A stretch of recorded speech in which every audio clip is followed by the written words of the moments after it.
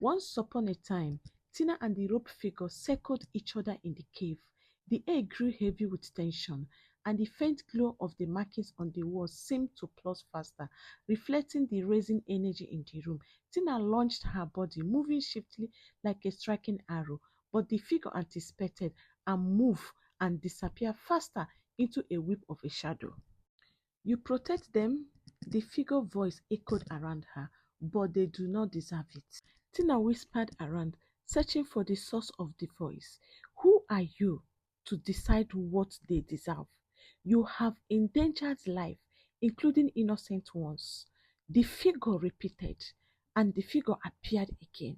The figure reappeared behind her, his marks reflecting the dim light.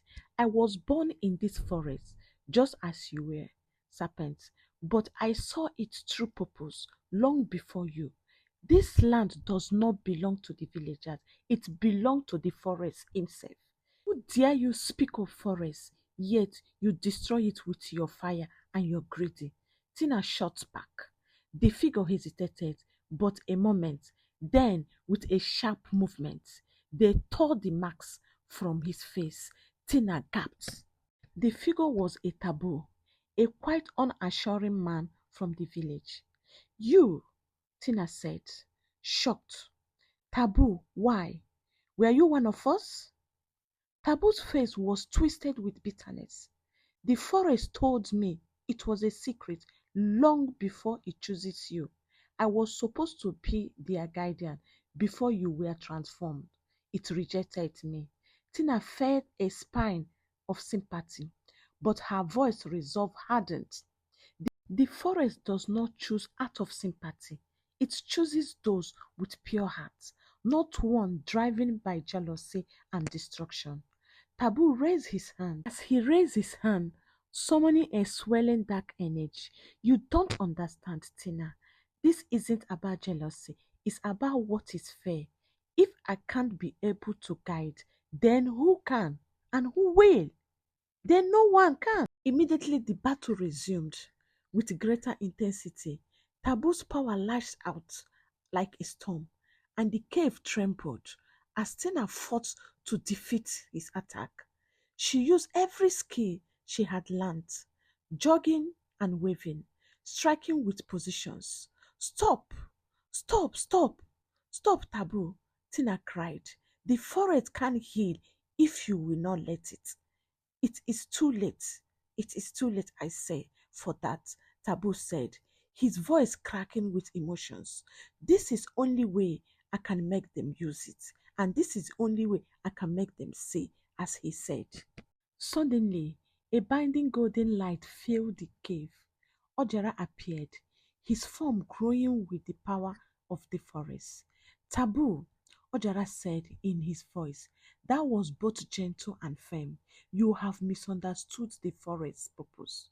It is not here to serve one person will, but it is here to provide balance. You have upset the balance. Taboo faltered. The dark energy in his hand disappeared.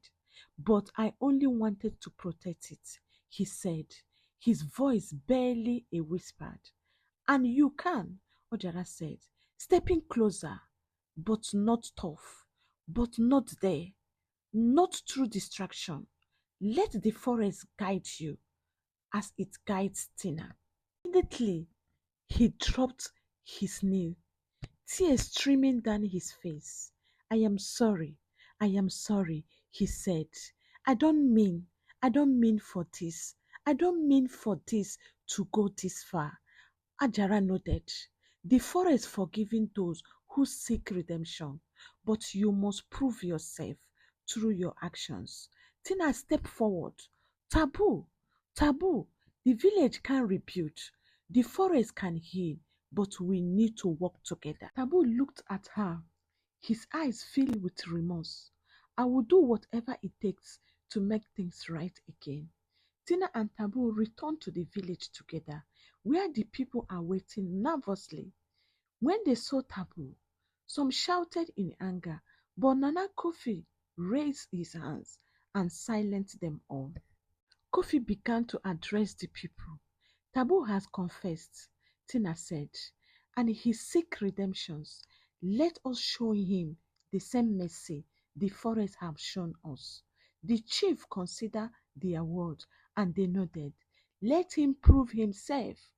Through service, he will help rebuild what we have lost and learn to live in harmony. They are all in agreement to allow him to learn to live in harmony with the forest. Over the following weeks, the village came together like never before. Taboo worked tirelessly to repair the damage he had caused, and the villagers began to trust him again. Tina, in the other hand, remained vigilant, continuing her duty as the forest guardian. She often visited the secured grove where Ojara would appear to guide her. The balance is restored, Ojara said one day. But remember, Tina, remember, the forest is never to Tina, the forest is ever changing. You must always be ready for what lies ahead. I will be, Tina said, for the forest and for my people. The forest flourished, its beauty unmatched, and the bond between the villagers and the land grew stronger. With each passing day, she knew her journey as a guardian. She was the guardian.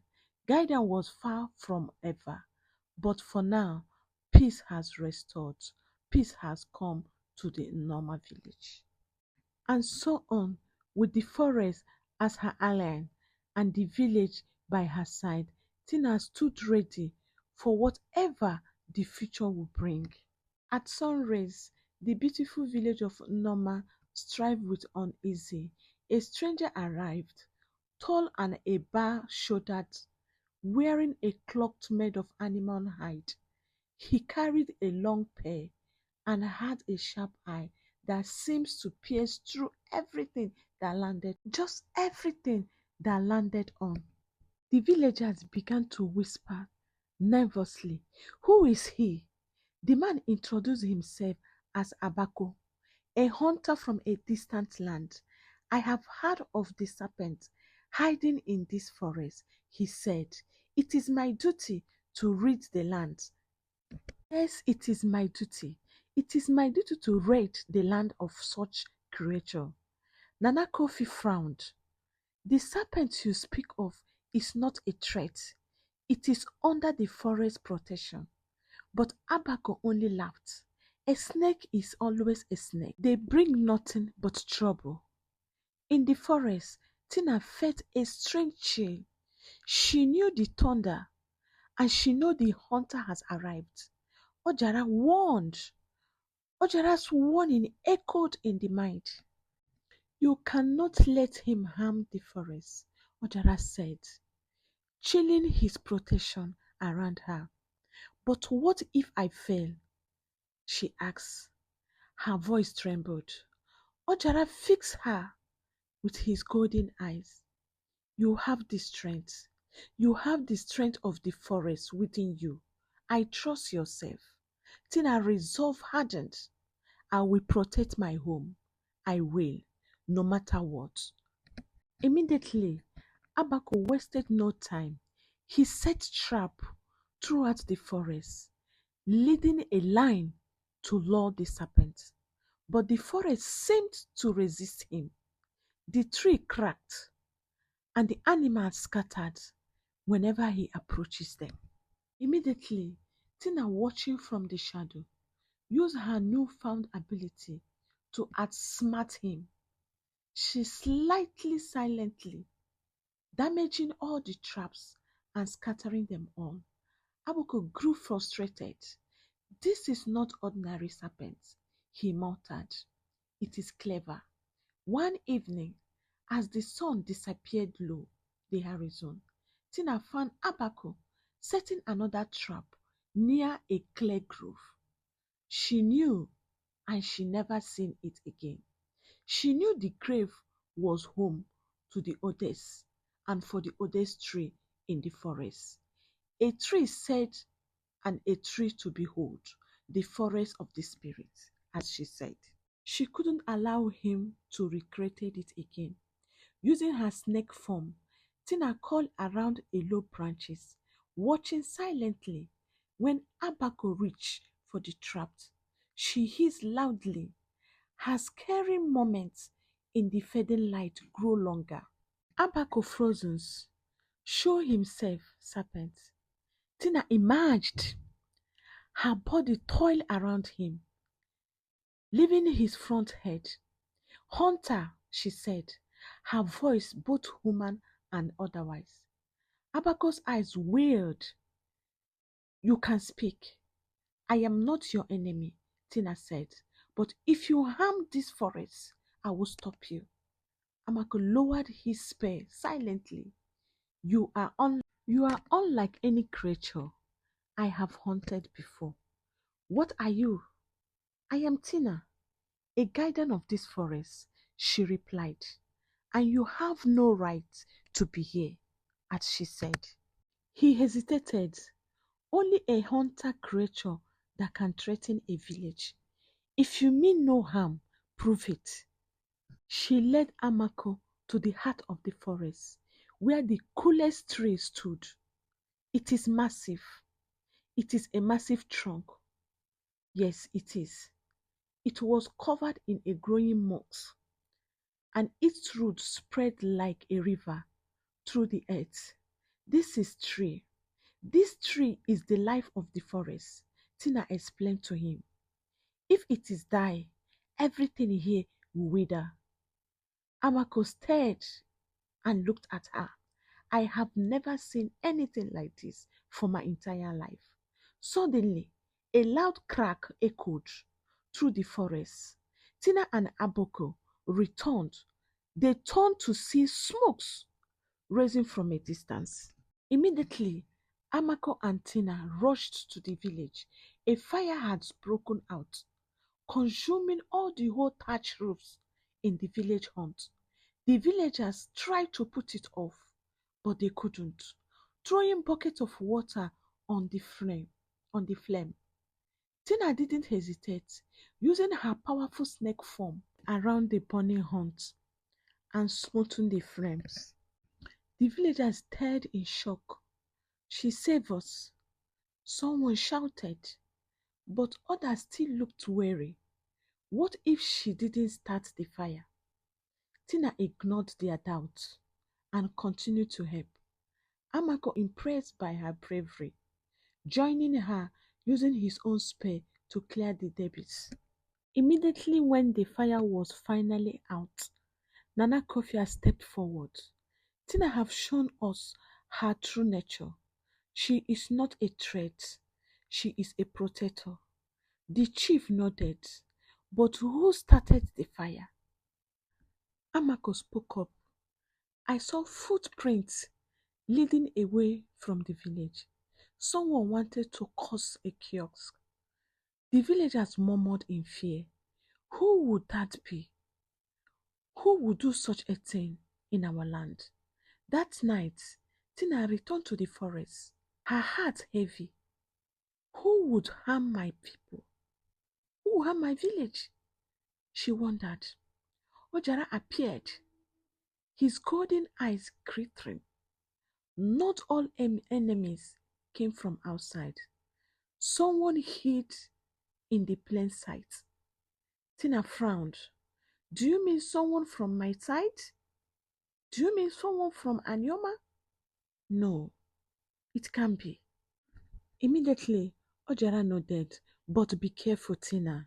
The danger is far from over. The next morning, Tina followed the trail of the footprint. Amako led her.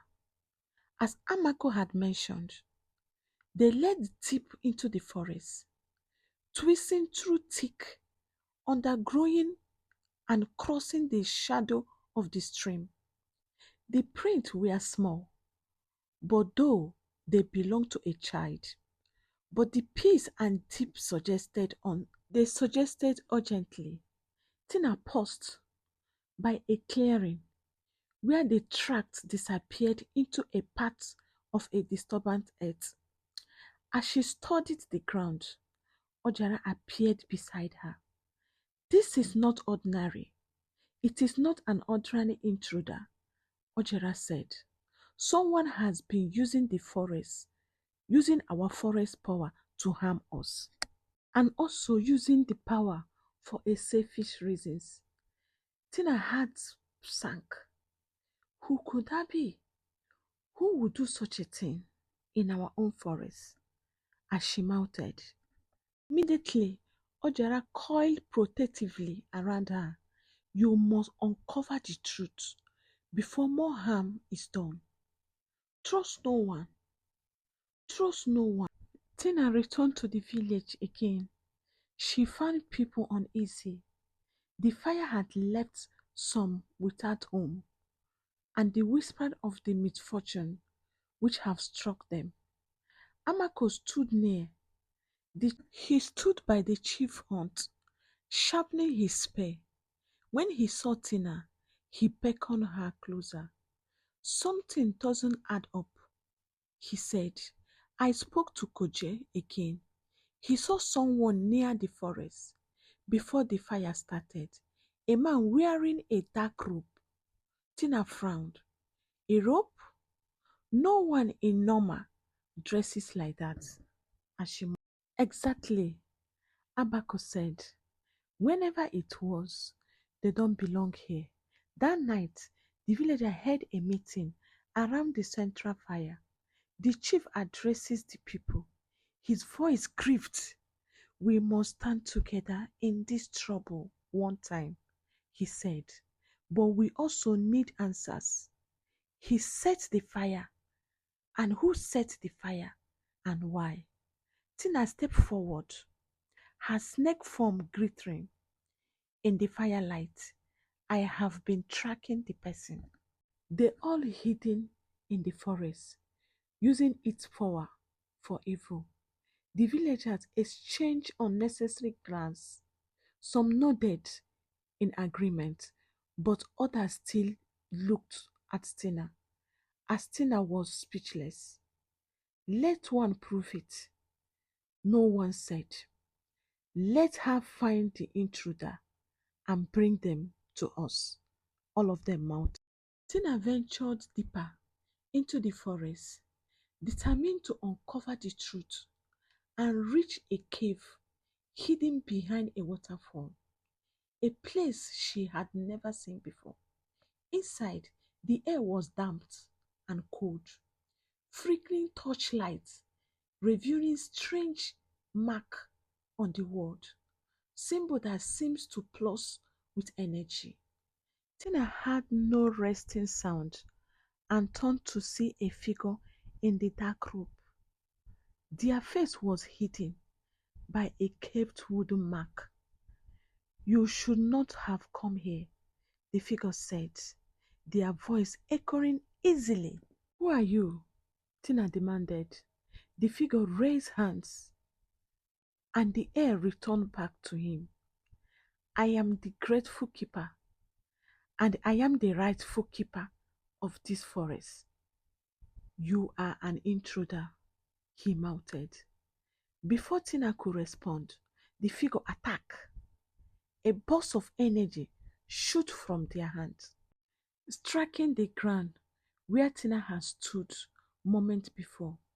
Tina dodged the coiling body, ready to strike back. You are the one who set the fire, she said. Why? Why did you do so? The figure laughed. The villager doesn't deserve this land. They took it from the forest without giving back. I will cleanse it of their greed. Tina realizes this wasn't just a fight for the forest. It was a battle for the villagers as well. The story continues with a trick. This is the end of our story. The moral lesson in this story told us that redemption is possible through genuine effort. Taboo's transformation from destructive force to a repentant alien highlighted that even those who makes mistake can find redemption if they are genuinely seek for change and work towards making an amendment. More so, Balance and harmony are key to life. Leadership requires courage and compassion. Tina's role as a guardian demonstrated true leadership, involving not just protecting others, but also forgiving and guiding those who have lost their way. Please kindly watch from beginning to the end. Comment and like. Thank you for staying by and thank you for always coming by to watch my videos. Thank you so much. God bless.